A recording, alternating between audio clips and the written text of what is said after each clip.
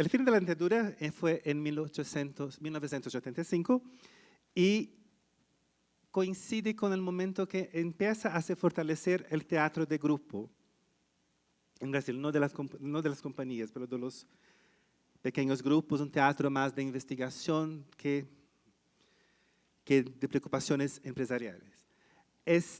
Pero faltaba una política y lo que tuvimos, que no es exactamente una política, es una forma de financiamiento para el teatro, que fue la ley Rouanet, de que platicó Celso ayer.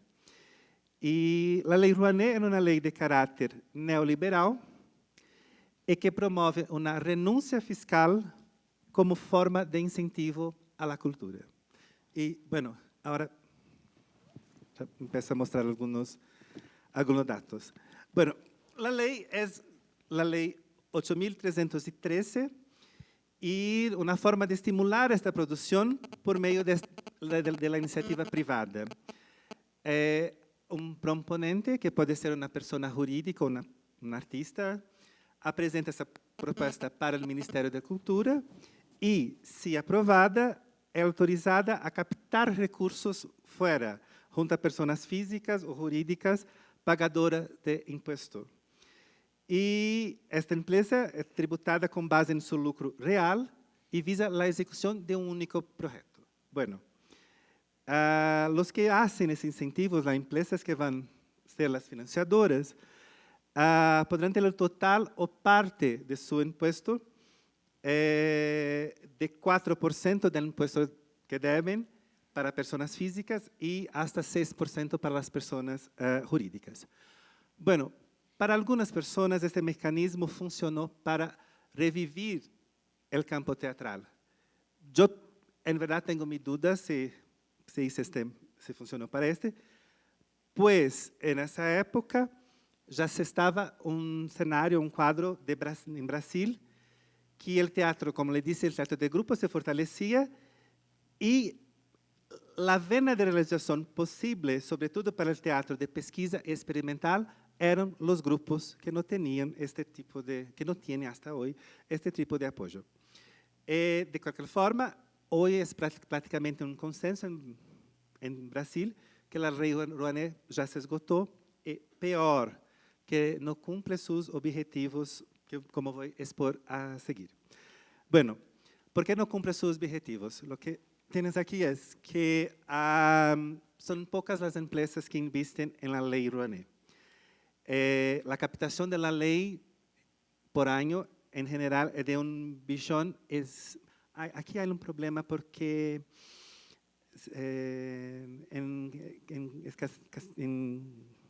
en español, ustedes dicen 100 millones. En Brasil decimos 1 billón, pero son 100 millones de reales por año. Para hacer la cuenta, solo dividir por 2 y tener la misma cifra en dólares.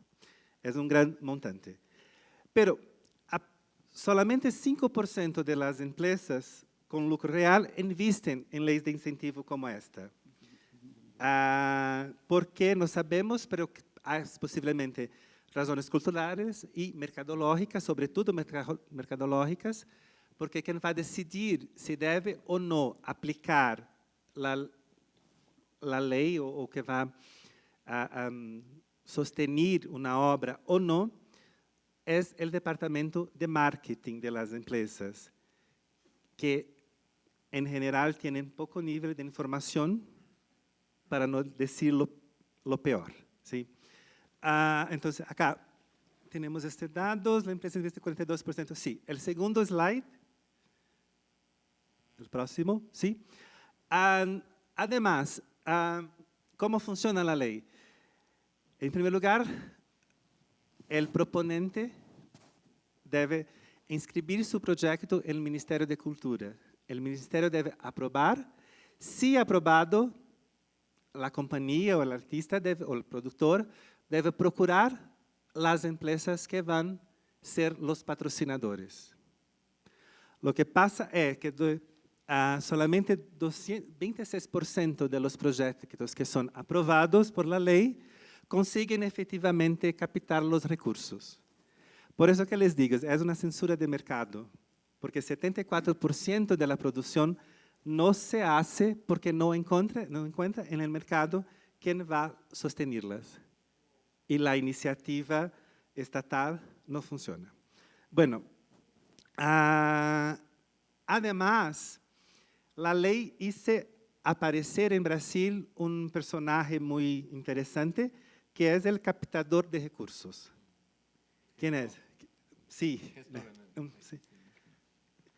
No exatamente un gestor, creo, Flávio, porque el captador va a ser la persona que va a intentar conseguir convencer los departamentos de marketing para que patrocinen.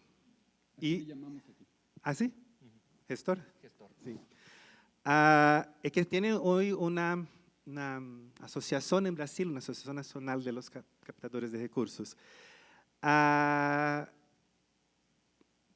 Bueno, si pensamos, es un tanto cuanto extraño que haya esta figura, porque, como dice Celso ayer, lo que va a hacer es que es focada en la producción, no importa el público.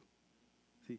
Tener que mostrar su obra para el público pasa a ser casi un mal para el captador de recursos, porque encierra sus actividades con la puesta en escena. Bueno, es por eso que les digo entonces que estableció una censura de mercado. Además, de una forma indirecta, el principal investidor sigue siendo el gobierno federal. Entonces, mostrar a la próxima. Sí.